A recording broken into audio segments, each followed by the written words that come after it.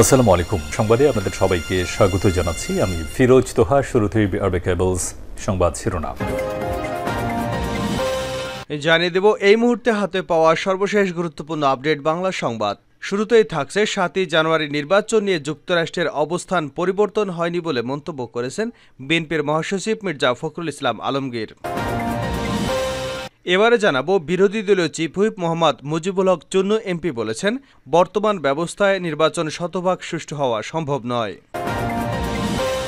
জানাবো ক্ষমতাসীনদের চীন সফর নজর রাখছে ভারত ও যুক্তরাষ্ট্র। আওয়ামী লীগ এবং তার আদর্শিক জোট ১৪ দলের নেতাদের চীন সফরের হিড়িক পড়েছে। আওয়ামী লীগ এবং তার সমমনা রাজনৈতিক দলগুলোর এই চীন সফরকে ঘিরে কূটনৈতিক অঙ্গনে চলছে নানামুখী আলাপ আলোচনা। ভারত এবং মার্কিন যুক্তরাষ্ট্র উভয় দেশই ১৪ দল এবং আওয়ামী লীগ নেতাদের চীন সফরের ব্যাপারে দৃষ্টি রাখছে কড়া। এদিকে ঢাকার ধামরায়ে উপজেলা পরিষদ নির্বাচনে আনারস প্রতীকের নির্বাচনী ক্যাম্প ভাঙচুর এবং তালা লাগিয়ে দেওয়া হয়। এ সময় আনারস মার্কার কর্মী সমর্থকদের উপর হামলার ঘটনা ঘটে। জানিয়ে দেব বিএনপির জাতীয় নির্বাহী কমিটির স্বেচ্ছাসেবক বিষয়ক সম্পাদক ও ঢাকা কলেজ ছাত্র সংসদের সাবেক ভিপি মীর শরাফত আলী সফু বলেছেন আওয়ামী লীগের আমলে কখনই নির্বাচন সুষ্ঠু হবে না, হোক সেটা জাতীয় সংসদ নির্বাচন কিংবা স্থানীয় সরকার নির্বাচন। এবং সর্বশেষ জানাবো আন্তর্জাতিক সংবাদ। গাজা রাফায় অবিলম্বে হামলা বন্ধে ইসরায়েলকে হুমকি দিল ইউরোপীয় ইউনিয়ন।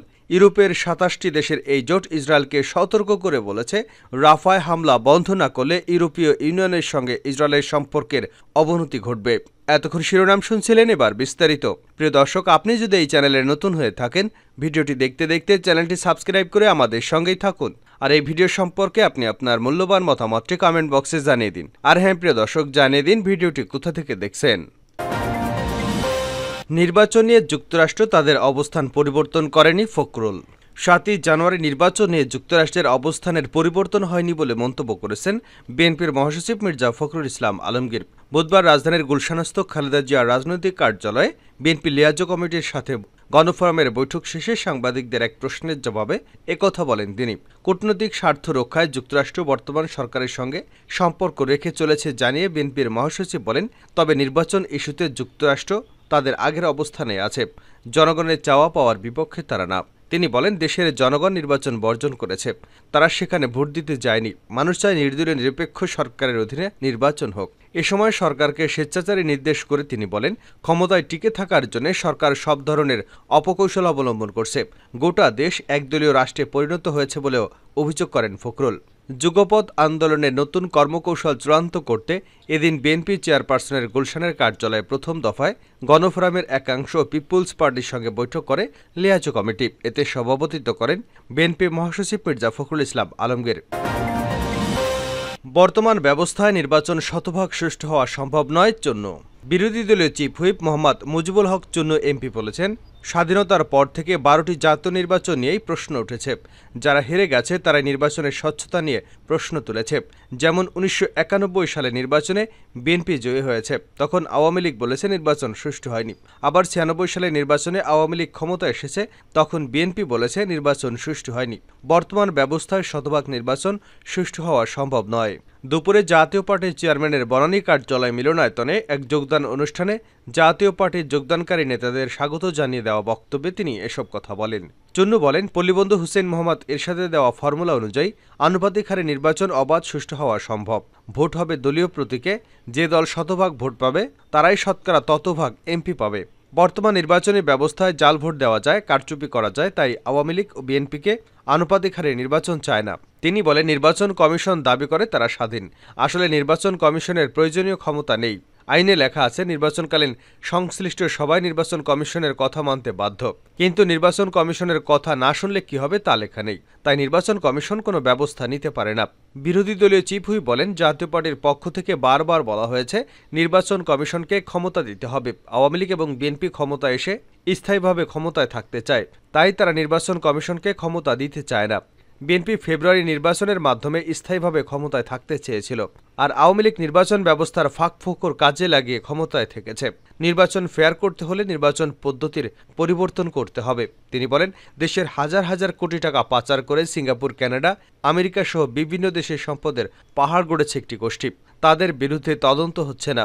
লাইসেন্সবিহীন চালকরা ফিটনেসবিহীন গাড়ি চালাচ্ছে, তাই সড়কে দুর্ঘটনা কমছে না। ক্ষমতাসীনদের চীন সফর নজর রাখছে ভারত ও যুক্তরাষ্ট্র। আওয়ামী লীগ এবং তার আদর্শিক জোট 14 দলের নেতাদের চীন সফরে হিড়িক পড়েছে। আওয়ামী লীগ এবং তার সমমনা রাজনৈতিক দলগুলোর এই চীন সফরকে ঘিরে কূটনৈতিক অঙ্গনে চলছে নানামুখী আলাপ আলোচনা। ভারত ও মার্কিন যুক্তরাষ্ট্র উভয় দেশই 14 দল এবং আওয়ামী লীগ নেতাদের চীন সফরের ব্যাপারে দৃষ্টি রাখছে। তবে তারা এ বিষয় নিয়ে কোনো মন্তব্য করতে রাজি হচ্ছে না। বিষয়টি তারা বাংলাদেশের অভ্যন্তরীণ রাজনৈতিক বিষয় হিসেবেই মনে করছেন।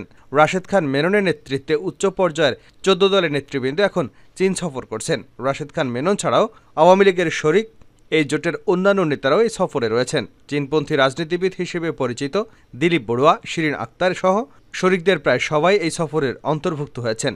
আর এই সফরের পরপরই আওয়ামী লীগের অঙ্গ ও সহযোগী সংগঠনের প্রায় 50 সদস্যের বিশাল দল যাচ্ছে চীন সফরে। সেই সফরে নেতৃত্ব দেবেন সিরাজগঞ্জ 1 আসনের এমপি তানভীর শাকিল জয়। এরপর পরই কাজী জাফরুল্লাহ চৌধুরীর নেতৃত্বে আওয়ামী লীগের কেন্দ্রীয় নেতৃত্বের একটি প্রতিনিধি দল চীন সফরে যাবেন। এরপর 3টি গুরুত্বপূর্ণ রাজনৈতিক নেতৃবৃন্দ চীন সফর নিয়ে কূটনৈতিক অঙ্গনে নানা রকম প্রশ্ন উঠেছে। আর এ ব্যাপারে ভারত এবং যুক্তরাষ্ট্র দৃষ্টি রাখছে বলেও কূটনৈতিক সূত্রগুলো জানিয়েছে। হঠাৎ করে আওয়ামী লীগের চীন সফরের হিড়িক কেন, এ নিয়ে নানামুখী আলোচনা হচ্ছে। তবে আওয়ামী লীগের একজন শীর্ষস্থানীয় নেতা বলছেন, এটি হঠাৎ করে নয়। আওয়ামী লীগের নেতারা বিভিন্ন সময় ভারত সফরও করেন। ভারতেও বিভিন্ন ধরনের রাজনৈতিক অভিজ্ঞতা এবং রাজনৈতিক দলের কর্মকাণ্ড আলাপ আলোচনার জন্য মত বিনিময় করা হয়। ভারতীয় প্রতিনিধি দলও বাংলাদেশে আসেন। মার্কিন যুক্তরাষ্ট্রেও বাংলাদেশ থেকে প্রতিনিধি দল নিয়মিতই যায়। কিন্তু এবার চীন সফরগুলো সব পাশাপাশি সময় হয়েছে, আমন্ত্রণগুলো কাছাকাছি সময় এসেছে। এজন্য বিষয়টিকে বড় করে দেখা হচ্ছে। এটি আসলে একটি রুটিন কাজ। আওয়ামী লীগের একজন নেতা বলেছেন, চীনের কমিউনিস্ট পার্টির সঙ্গে আওয়ামী লীগের দীর্ঘদিনের সম্পর্ক, আর এই রাজনৈতিক সম্পর্কের কারণেই আওয়ামী লীগকে তারা আমন্ত্রণ জানিয়েছেন। তবে কূটনৈতিক মহল মনে করছেন, চীনের আগ্রহেই এই সফরগুলো হচ্ছে। বাংলাদেশের রাজনৈতিক বলয় চীনের প্রভাব বিস্তারের চেষ্টা হিসেবে এই সফরগুলো দেখছেন অনেকেই। সাম্প্রতিক সময়ে ভারতের রাষ্ট্রদূত প্রণয় ভার্মার আওয়ামী লীগের বিভিন্ন গুরুত্বপূর্ণ মন্ত্রীর সঙ্গে সাক্ষাৎ হয়েছে। তিনি আওয়ামী লীগের প্রেসিডিয়াম সদস্য এবং প্রাণী সম্পদ মন্ত্রী আব্দুর রহমান এবং আওয়ামী লীগের আরেক প্রেসিডিয়াম সদস্য এবং বস্ত্র ও পাট মন্ত্রী জাহাঙ্গীর কবির নানকের সঙ্গেও 1 সপ্তাহের মধ্যে সাক্ষাৎ করেছেন। কাজেই আওয়ামী লীগ যেন চীনমুখী রাজনীতির দিকে ঝুঁকে না পড়ে সে বিষয়ে ভারতের নজর আছে। আর মার্কিন যুক্তরাষ্ট্র এ বিষয় নিয়েই খোঁজখবর নিচ্ছে বলেও জানা গেছে। ধামরায়ে নির্বাচনী ক্যাম্প ভাঙচুর, সংঘর্ষের আশঙ্কা। ঢাকার ধামরায়ে উপজেলা পরিষদ নির্বাচনে আনারস প্রতীকে নির্বাচনী প্রচারণা ক্যাম্প ভাঙচুর ও তালা লাগিয়ে দেওয়া হয়। এ সময় আনারস মার্কার কর্মী সমর্থকদের উপর হামলার ঘটনা ঘটে। মঙ্গলবার সন্ধ্যায় এ ঘটনা ঘটে। বোয়াল ইউনিয়নের সুরঙ্গ গ্রামে এই রিপোর্ট হাতে আসা পর্যন্ত এলাকায় চরম উত্তেজনা ছড়িয়ে পড়ছে।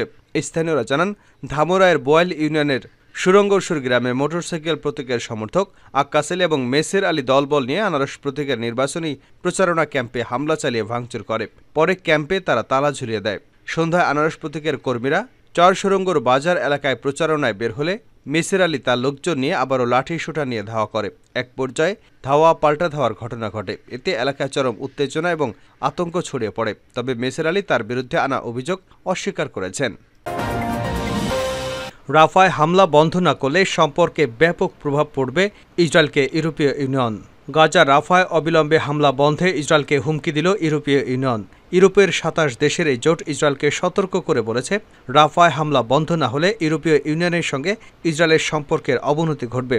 বুধবার ইউরোপীয় ইউনিয়ন পররাষ্ট্রনীতি বিষয়ক প্রধান জোসেফ বোরেলের দেওয়া এই বিবৃতিতে ইসরায়েলকে এভাবেই হুমকি দেওয়া হয়। বিবৃতিতে বলা হয়, ইসরায়েল যদি রাফায় সামরিক অভিযান অব্যাহত রাখে তাহলে অনিবার্যভাবে ইসরায়েলের সঙ্গে ইউরোপীয় ইউনিয়নের সম্পর্কের উপর ব্যাপক প্রভাব পড়বে। বিবৃতিতে ইইউ বলেছে, রাফায় অবিলম্বে সামরিক অভিযান বন্ধ করতে ইসরায়েলকে আহ্বান জানাচ্ছে ইউরোপীয় ইউনিয়ন। এই অভিযান বন্ধ না হলে গাজায় মানবিক ত্রাণ সহায়তা কার্যক্রম আরও বেশি ব্যাহত হবে। এতে নতুন করে বিপুল সংখ্যক মানুষ উদ্বাস্তু হবে, দেখা দেবে দুর্ভিক্ষ, মানুষের দুর্দশা আরও বাড়বে। 7 মাসের বেশি সময় ধরে গাজায় নির্বিচার হামলা চালাচ্ছে ইসরায়েলি বাহিনী। এতে ফিলিস্তিনের অবরুদ্ধ এই উপত্যকার 23 লাখ বাসিন্দার প্রায় অর্ধেক গাজার দক্ষিণের রাফায় ঠাঁই নিয়েছে। এসব ফিলিস্তিনকে অন্যত্র সরে যাওয়ার নির্দেশ দিয়ে সম্প্রতি রাফার স্থল অভিযান শুরু করে ইহুদিবাদী ইসরায়েল। এমন পরিস্থিতিতে রাফায় হামলা বন্ধে ইসরায়েলকে এভাবেই হুমকি দিল ইউরোপীয় ইউনিয়ন।